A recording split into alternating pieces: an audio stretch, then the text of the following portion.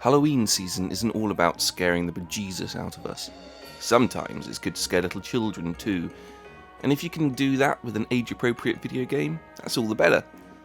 So I've collected a list of some of the best spookily nostalgic games from the 90s that are sure to give pre-teens PG-rated nightmares. As is always the case with the Collection Chamber, we won't be talking about well-known games that are still sold, so no King's Quest, Hocus Pocus, or The Manhole. They've long since escaped the Chamber's dungeon of obscure and forgotten gems. I'm more interested in those still trapped in there. So let's begin with... Number 10. Jan Pienkowski's Haunted House.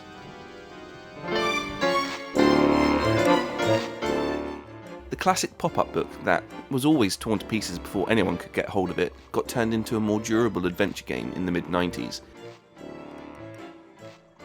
Each page of the book, and an exclusive new one, is found here in great detail, with some high-quality animations to bring it to life.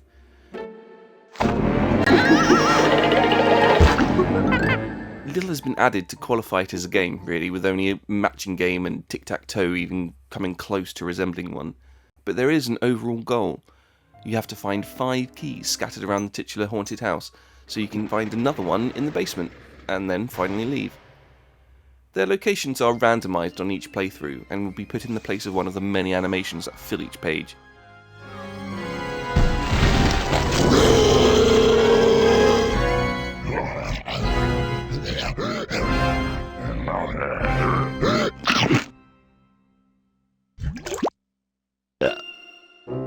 I found these little cartoon skits to be the best part, to be honest, with many of them actually being quite amusing. The ratio between good and bad skits is a little better than other games of its type, like Disney's animated storybooks, but it's still more than enough to keep the little banshees occupied for an hour or so.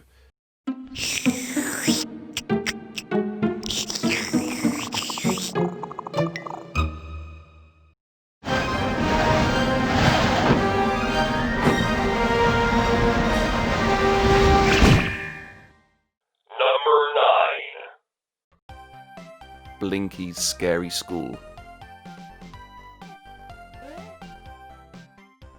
This charming puzzle platformer for the Amiga and the Atari ST holds the dubious honour of being the first proper game I ever completed. You play as a cute, blinking ghost fulfilling his final exam in a scare school. You do this by haunting the Drumtucky Castle and scaring Laird Hamish McTavish and his tame pet Haggis. But this is no ordinary castle. It is filled with ancient ghost-catching machinery ready to scuppy your final grades. To succeed, you are to hunt for the ingredients required to cast spells. You can carry 3 items at once, including important objects like a torch to see in the dark, or some bog roll to travel through toilets. The castle itself is filled with spiders, mice, and other things that go bump in the night, and they each bite off some of your health if you touch them. The main dangers, however, are the falling bricks, spikes, and other contraptions that can kill you in one hit. Blinky has a rather generous life bar before he bites the dust a second time, making it a little easier than the one-hit deaths that most of its peers were doing. That just makes it a perfect choice for this number 9 spot.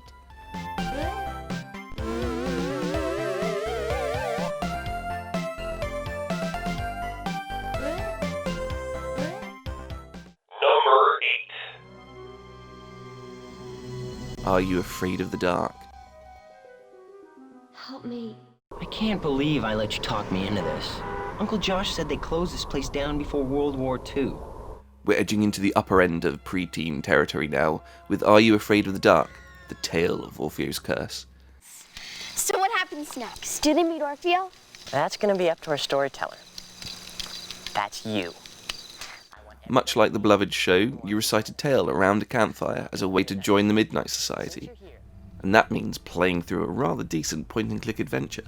Whoa, never seen a real mummy before. This story within a story has you and your brother sneak into an abandoned theatre that once held performances from a renowned magician named Orpheus. For my next illusion, I present you the famous teleportation boxes. Hold your applause, please. Little do they know that the ghost of this long-dead magician still haunts the premises, along with many other ghouls he's acquired over the years.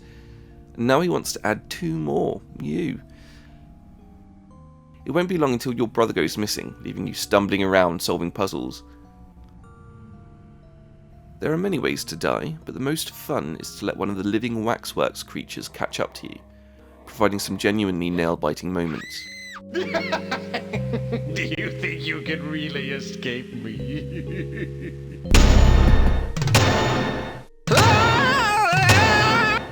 Don't worry, you won't be dead for long. This is a kids' game after all, and the Midnight Society will readily ask you to go back and revise your tale before you died. What do you want to do?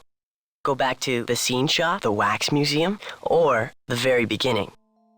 I still did my best to find these sequences though. They highlight the work gone into the live action makeup and effects, even if they're mostly presented as barely animated photographs.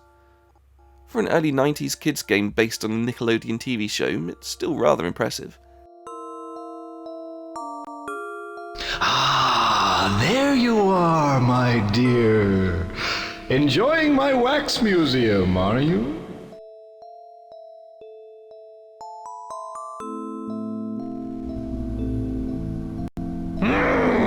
I wish I knew what happened to Alex. Number 7. I am mean. Go, find the scrolls hidden in the labyrinth. You must free the other children. Please don't tell the boss or he'll turn me into a warthog. If there's one title that defines this era of gaming, it's Doom. Everyone copied the formula, including this educational action game called I Am Mean. Ignatius Mortimer Mean is the new employee of the local library, and, in a loud and obnoxious song and dance number that's sure to get some shushes, entraps 2 children in a magic book. Playing as one of these 2 children, you find yourself trapped in a maze-like dungeon filled with gnomes, goblins, and giant spiders to punch. This attack is strangely satisfying considering most other first-person shooters of this era failed to implement close-range combat successfully. You can get limited-use projectiles, such as a magic wand or exploder fruits that act like bombs, but they are few and far between. And even if you do get some, you'll have to manually transfer them into your hand by dragging them there from your inventory, which is a little cumbersome. I've put the boss's scrolls outside each cell door. Fix his mistakes, and you'll unravel his magic. There is an educational point to all of this.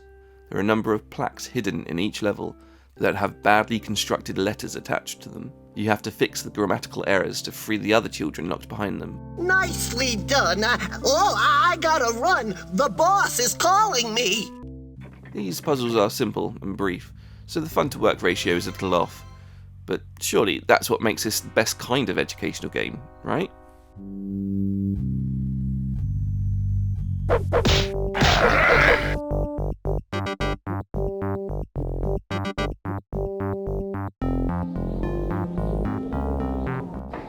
Number 6. Gahan Wilson's The Ultimate Haunted House. So nice of you to come and visit. Make yourself at home. Just be sure to leave before 13 o'clock, or else you'll have to stay here forever. In a similar fashion to Jan Pienkowski's Haunted House, Gahan Wilson transposes his macabre comic panels into a computer game. In fact, there's quite a lot of similarities. You can click on almost anything for a fun animation.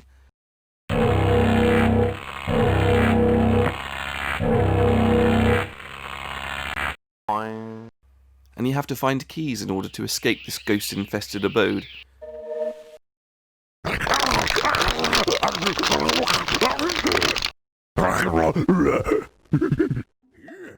This haunted house, however, has a lot more game to it. You'll be quickly inundated with a lot of items filling up your cloth bag. So much so that scrolling through each of them one by one can be more than a little annoying. Some of these are used to tease the monsters, or other objects in the many rooms you can visit. Some of them appear to be red herrings, but if you use them correctly, you are likely to get a key as a reward. One of 13 to be precise. While exploring, you can also come across such activities as a monster maker, a library where some of Wilson's comic strips reside, and a screening room where you can view some black and white copyright-free trailers from the 40s and 50s, and newsreels. You say the corpse of a young woman has been stolen? Yes, and it sure has me puzzled. Why, Mike thought I took it. I'd have swore it was the coroner himself. There's a lot to do here, making it far more interesting and entertaining for all ages than you might expect. You know, the most common letters to find in a word besides the vowels are T, N, S, H, R, D, and L. Number 5. Goosebumps, Escape from Horrorland.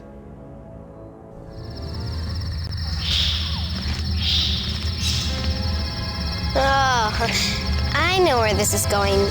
To the bat barn. You know, it's great that you want to check things out and all, but I find the whole bat thing so totally gross. So, if you don't mind, I'm out of here. Who remembers the classic schoolyard fights over which is better? Sega or Nintendo? Marvel or DC? Are You Afraid of the Dark or Goosebumps? These two shows solidified an entire generation's love of horror. But when it comes to the games, however, Goosebumps wins hands down. Escape from Horrorland is a handsome, big-budget point-and-click adventure oozing with atmosphere. The locations, which were meticulously created through miniatures, give the sets a real physicality, and the trio of child actors make for a surprisingly good company. Hey!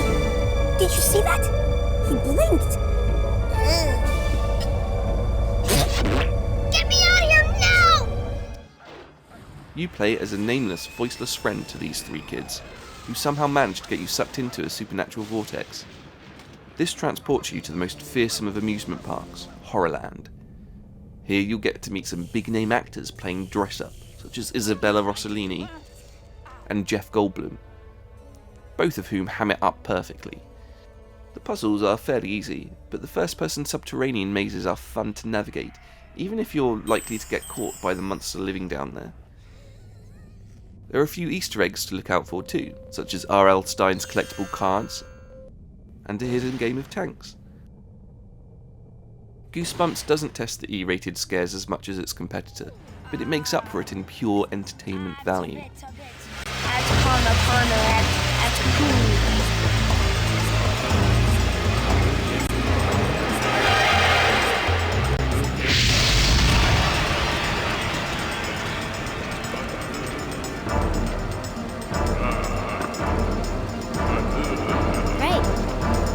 Supposed to do. Number 4. Creature Crunch. Say, creature! Comedy legends Martin Short and Eugene Levy lend their voices to the little-known Creature Crunch. Big eye! This highly underrated comedy adventure from some of the folks behind Ren and Stimpy is filled with sight gags and one-liners, making it one of the funniest games on this list. That does it. Out you two pixies go. Through the door or out the window. You play as a sarcastic kid named Wesley, who, while riding his bike on the way home from school, ducks into a monster-infested mansion to get out of the impending rainstorm. Little does he know that this is the house of Dr. Drod, a mad scientist intent on creating an army of monsters, and you are his next recruit. During the transformation, something goes wrong, leaving half of your human self, and more importantly your mind, intact. With the help of Brian, a floating brain, and your newfound magical digestive system, you can rid the place of the one-eyed creatures and save the day.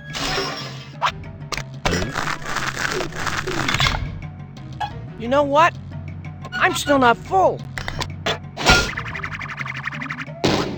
You didn't have to snap at him like that. The inventory puzzles are somewhat basic, but never less than absurdly enjoyable. You see, Wesley has a new form of pica. Whatever he eats will turn him into a useful object readily designed to get rid of the one-eyed creatures that guard every room. Ah! What a blast! For example, if you swallow a Bunsen burner, you'll turn into a flame-throwing gas canister. Swallow a camcorder, and his entire head will become the studio of a TV news show. Lighting rigs and live audience and all. And our very special guest is you. If you want a classic point-and-click adventure with some anarchic humour, you can't really go wrong with Creature Crunch. Who dares sweep the lint of the ages off this stained and wrinkled heap? Should I be impressed? Ha! I am permanently pressed. Ha ha ha. This guy's got too much starch in his shorts. Number 3. Addams Family Values.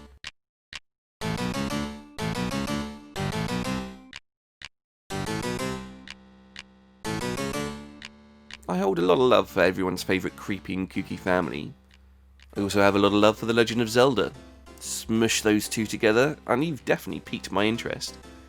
I did so back in 1995 with the Addams Family Values, but it would actually be many years until I'd actually get to play it, and it was worth the wait. You play as Uncle Fester on the search of baby Pubert who's been kidnapped by Debbie, the nanny-cum serial killer. It follows the tried and true Zelda formula of a large area linking several dungeons, where you find items that can open up other areas and other dungeons.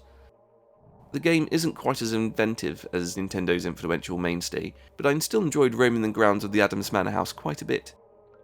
Your main weapon, the lightning bolt, is rather pitiful to be honest. It doesn't really change throughout the adventure, and its range will diminish the more you get hit, until it's next to useless when you're most vulnerable. It takes some getting used to this attack, but it serves its purpose. It doesn't really diminish the fact that you're playing an Addams Family action RPG, and that alone makes the entire game worth it.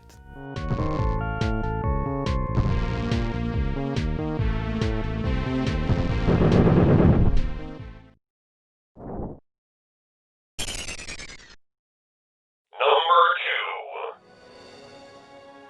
2. Nightmare Ned. The Disney cartoon of which number 2 is based on has long since been forgotten by most people.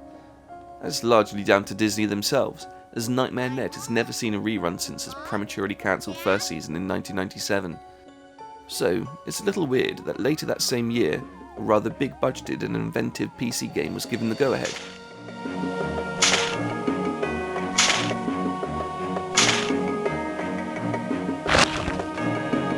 Pardon, but that grave is reserved.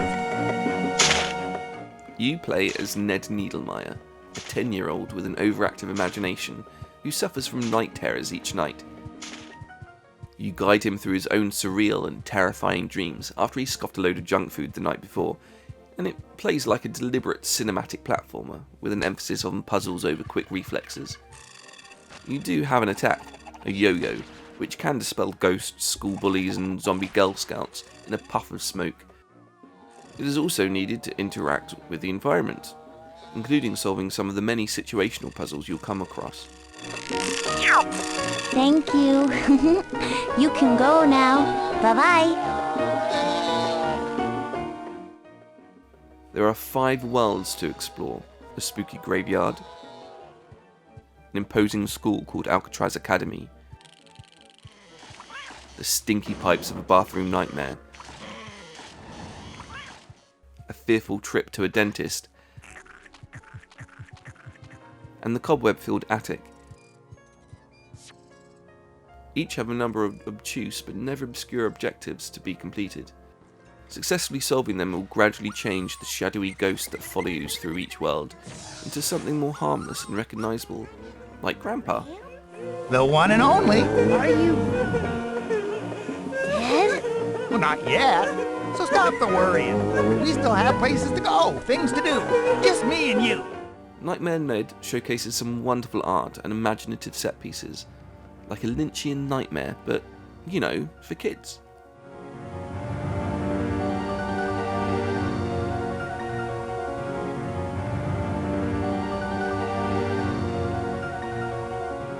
Before we get to my number 1 pick, here are some spooky titles that didn't quite make the cut.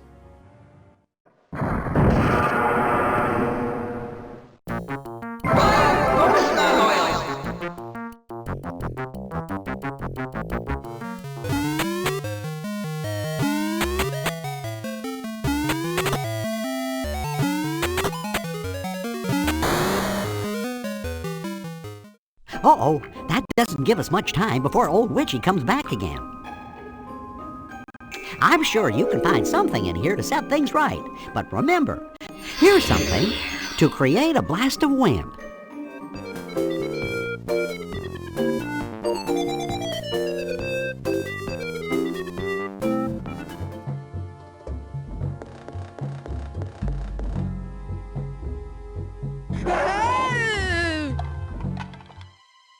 Number 1.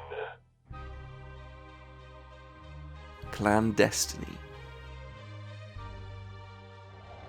Look within you. The brave heart slays all doubt, and return at once to Scotland to win your legacy. That he who doubts... I've referenced The Seventh Guest a number of times on the Collection Chamber website. It's even been name-checked a few times on this comparatively new channel as well. So that shows you how much I revere this gem of a game. But that being said, Trilobyte's classic puzzle horror franchise isn't exactly child-friendly, so they can't possibly be on this list, right? Well, Clandestiny can. Released in 1996, this is Trilobyte's stab at transporting the Seventh Guest engine and formula to a more general audience. It was originally conceived to be the follow-up to the 11th Hour, but after that failed to make its money back, they went for something a little bit more kid-friendly. So what they came up with was a stay at a spooky Scottish castle that weaved a far more family-friendly yarn. The classic puzzles are back, with some modified variants of what has come before, and also some new ones just to spice things up a bit. But there is a noticeable, and perhaps welcome, lack of chess pieces. Even on the hardest difficulty, the challenge has been drastically reduced.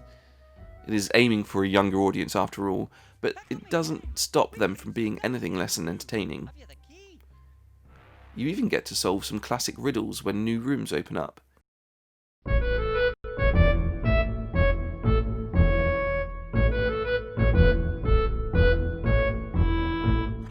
The story is told in a more straightforward fashion than the scattered, ghostly encounters of the Seventh Guest.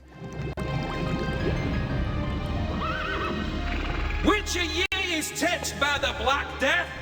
Bring him out! Thou must die to save us all! I couldn't do it. So I stole the cook's clothes and hid in the kitchen. You play as Andrew McFiles, the long-lost heir to the castle, and, along with his fiancée, have travelled from America to claim the inheritance, the castle itself, and the fabled treasure held within. It also holds a load of ghosts, so you can't have it all.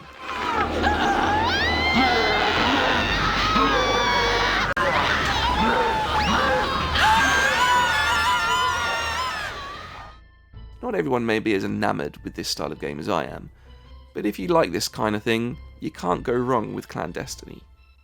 In fact, I would say it's the #1 best spooky kids game of the 90s. Paula, are you in here?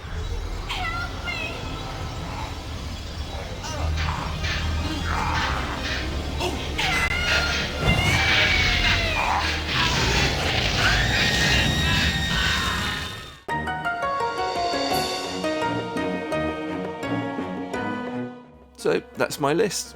I'm sure I've missed some of your favourites, so let me know what they are in the comments below. I've managed to get all of these games working on Windows 10, so visit the Collection Chamber website to find out how, link in the description. I also have a Patreon if you really want to show support. Please like, share and subscribe to the channel, and if you want to be kept in the loop when I release another video, ring that bell. Thank you all for watching, and join me next time to see what games will be unleashed from the Collection Chamber. Going pop, pop, pop. Stop! Pop, pop. Stop! Pop. You won't get a warning, and every single morning you will find a brand new prop. Stop! But the worst part of it is... What? Nobody else is gonna look like this. You'll try ointments, creams, and gels, but you'll still be different from everyone else. Wait a minute. Nobody comes out looking like that. No, nobody but you, poor guy. You're just trying to scare me. No, we're not. But hey, if you believe it's all a lie, you can go ahead and think so, 'cause someday you will know it's true. I will, huh? You'll look into the mirror, yeah, and it will all be clearer. Sure. You'll know the awful things that growing up can do to you. No way.